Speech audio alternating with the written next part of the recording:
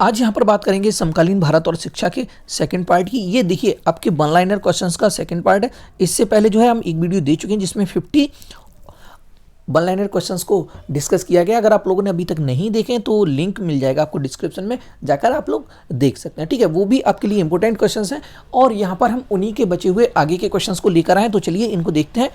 देखिए 50 क्वेश्चंस हो चुके थे आपके, अब यहाँ पर हम देखेंगे आपका क्वेश्चन नंबर 51। ठीक है, चलिए देखते हैं। तो यहाँ पर पहला प्रश्न है आपके सामने, आदर्शवाद के अनुसार अंतिम सत्ता है। आदर्शवाद के अनुसार अंतिम सत्ता है आध्यात्मिक जगत।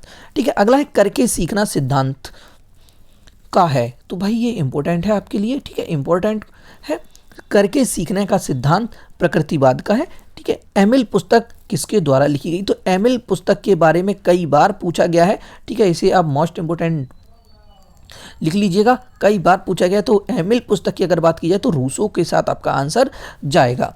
आगे है प्रकृति की ओर लौटो का नारा किसने दिया था? तो भाई रूसो ने दिया था। ये भी ठीक है, याद रखिएगा, बहुत ही अच्छे हैं ये क्वेश्चंस।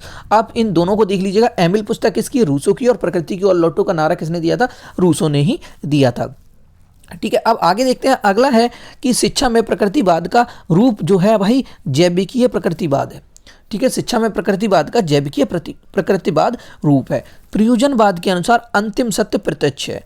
प्रयोजनवाद के अनुसार अंतिम सत्य क्या है? आपका प्रत्यक्ष है। और प्रयोजनवादी जो है स्वानुशासन पर बल देते हैं। देखिए आपको हम एक बात और बता दें कि जो आपके बीएड में जो क्वेश्चंस पूछे जाते हैं, आप लोग ये ना देखा करिए कि ये जो क्वेश्चंस हैं ये हमारे कि अगर हम लोग समकालीन शिक्षा से क्वेश्चंस को पढ़ रहे हैं तो ये हमारे नेक्स्ट पेपर में नहीं पूछे जाएंगे या कुछ भी। तो बीएड का हम आपको बता दें कि यहाँ पर जो क्वेश्चन बताए जाते हैं वो एक दूसरे पेपर से आपके मिलते जुलते रहेंगे। कुछ क्वेश्चंस यहाँ के आपको दूसरे पेपर में मिलेंगे। ठीक है, और यह पिछले जो पेपर हो चुके हैं उनके कुछ क्वेश्चंस आपको यहाँ भी देखने को मिलेंगे। ठीक है, आप लोग अपनी बुक में भी ये देखते होंगे, आपको सिलेबस जो है एक जैसा ही लगभग लगता होगा। ठीक है, तो आप लोग क्वेश्चन को ध्यान से देखिएगा, ये ना सोचा करिए कि हमारे ये क्वेश्चन किसी से मैच करें, क्योंकि हम ऐसे क्वेश्चन आपको पहले भी दे चुके हैं। ठीक है, तो उनसे कुछ मिलते जुलते ही आपको क्वेश्चंस भी यहां पर मिल रहे हैं। चलिए अगला है आपके सामने कि विद्यालय एक उद्यान है, अध्यापक एक माली और बालक एक पौधा। यह कथन किसका है? तो भाई ये कथन फ्रॉवेल का है। विद्यालय एक उद्यान है, अध्यापक क्या है? एक माली है और बालक एक पौधा। यह किसने कहा है? फ्रॉवेल ने। ठीक है, सिलर का प्रयोजनवाद था आध्यात्मवादी। नेक्स्ट है द स्कूल एंड सोसाइटी के लेखक पूछा जाए तो ड्यूबी के साथ आपका आंसर चला जाएगा। प्रयोजनवाद जो है भाई क्रियात्मक पाठ्यक्रम पर बल देता है। प्रयोजनवाद क्रियात्मक पाठ्यक्रम पर बल देता है। और सांख्य दर्शन के प्रवर्तक की अगर बात की जाए तो महर्षि कपिल जो है सांख्य दर्शन के प्रवर्तक माने जाते हैं। आगे है सांख्य दर्शन में सांख्य का अर्थ क्या होता है? भाई सांख्य का अर्थ संख्या है। नेक्स्ट है आपका सांख्य दर्शन के अनुसार दुखों से छुटकारा पाने का उपाय तत्व ज्ञान है। ठीक है, योग सूत्र के अनुसार रचनाकार है महर्षि पतंजलि। योग सूत्र के अनुसार रचनाकार कौन है? महर्षि पतंजलि। और आगे है योग सूत्र के रचनाकार कौन है? भाई पतंजलि हैं। और अष्टांगिक मार्ग का वर्णन जो है योग दर्शन में है। अष्टांगिक मार्ग का अगर आपसे पूछा जाता है कि अष्टांगिक मार्ग कहाँ वर्णित है तो वही योग दर्शन में। आगे है प्रत्याहार का आशय है। प्रत्याहार इंद्रियों में बाह्य विषयों से हटाना तथा उन्हें मन के बस में रखना। इंद्रियों को बाह्य विषयों से हटाना तथा उन्हें मन के बस में रखना। ठीक है, नेक्स्ट है आपका आधुनिक संदर्भ में वेदांत की विशेषता ना की। आधुनिक दर्शन में वेदांत की विशेषता स्वामी विवेकानंद ने की। ठीक है, याद रखिएगा, अगर आपसे पूछा जाता है कि वेदांत की विवेचना किसने की तो आंसर आपका स्वामी विवेकानंद के साथ चला जाएगा। वेदांत का अर्थ क्या होता है? वह ज्ञान जिसे देह एवं सदैव के लिए अंत। वह ज्ञान है जिसमें देह का सदैव के लिए अंत है। नेक्स्ट है शंकर के अनुसार मूल तत्वों की संख्या है भाई एक है। और शंकर के अनुसार मूल तत्व आपका एकमात्र ब्रह्म ही माना गया है।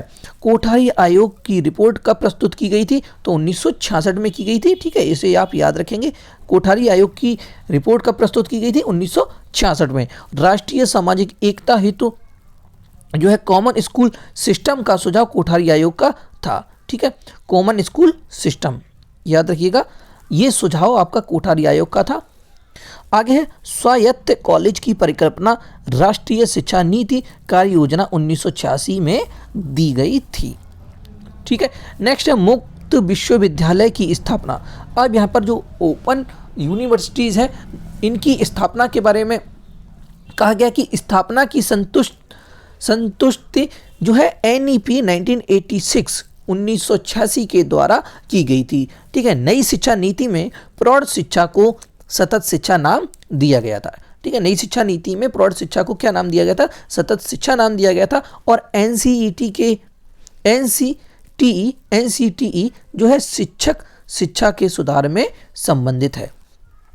ठीक है, NCTE जो है शिक्षक के सुधार से संबंधित है। नेक्स्ट अब बात करेंगे यहाँ पर NCTE एक्ट संसद में 1993 में कब पास हुआ था, यानी कि NCTE जो है आपका कब पास हुआ था? तो 1993 में। नेक्स्ट है आपका विश्वविद्यालय अनुदान आयोग की स्थापना कब हुई, ये पूछा जाता तो 1953 में। ठीक है, आप लोग इसे याद रखेंगे। विश्वविद्यालय अनुदान आयोग की स्थापना कब हुई थी? भाई 1953 में हुई थी। और आगे है राष्ट्रीय ज्ञान आयोग की स्थापना कब हुई? तो ये हुई आपकी 13 जून 2005 को। अब देखिए हम आपको बता दें कि आपके लिए हम MCQ क्वेश्चंस की भी वीडियो ला रहे हैं, उसमें आपको बहुत ही अच्छे क्वेश्चंस मिलेंगे, बहुत ही जो 30 प्रश्नों की आपकी वीडियो रहेगी। ठीक है, और डिटेल के साथ में वहाँ पर बात की जाएगी। बहुत ही अच्छे क्वेश्चंस रहेंगे जो आपके एग्जाम के लिए काफ़ी इंपॉर्टेंट रहेंगे। आप इनको देख लीजिएगा, और जो हमने इससे पहले वीडियो दे दी है 1 लाइनर की 50 क्वेश्चंस की, उन्हें देख लीजिएगा। आपके एक भी ऑब्जेक्टिव आपसे नहीं छूटेगा पेपर में। ठीक है, क्योंकि आपके क्वेश्चन यहीं से कंप्लीट हो जाएंगे। राष्ट्रीय एकता समिति का गठन जो है 1961 में किया गया था। पूछ लिया जाता कि राष्ट्रीय एकता समिति का गठन कब किया गया था? तो 1961 में किया गया था। शारीरिक रूप से वंचित बालक को जो है भाई विकलांग या दिव्यांग बालक कहा जाता है। और यहाँ पर पूछा जा रहा है कि मूल्य संकट का मुख्य कारण है, तो मूल्य संकट का मुख्य कारण स्वार्थपरता है। ठीक है, स्वार्थपरता। अब आगे देखते हैं अगला प्रश्न क्या है आपके सामने। आगे है कि विद्यार्थी संसद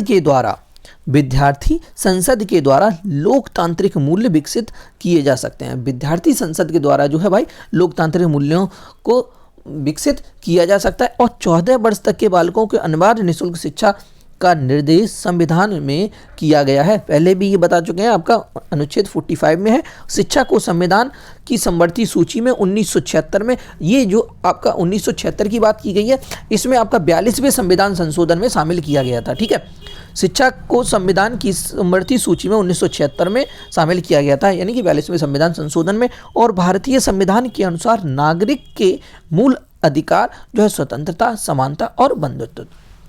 ठीक है, ये जो है आज की क्लास यहीं पर आपकी एंड होती है, और मिलते हैं अगले वीडियो में। वहाँ पर हम आपके लिए लेकर आएंगे MCQ क्वेश्चंस को, जो कि बहुत ही अच्छे क्वेश्चंस रहेंगे। ठीक है, तो अभी तक जिसने भी चैनल को सब्सक्राइब नहीं किया है तो जल्दी से कर लीजिएगा, और वीडियो को ज़्यादा से ज़्यादा शेयर कीजिएगा अपने कॉलेज ग्रुप में और अपने फ्रेंड्स को।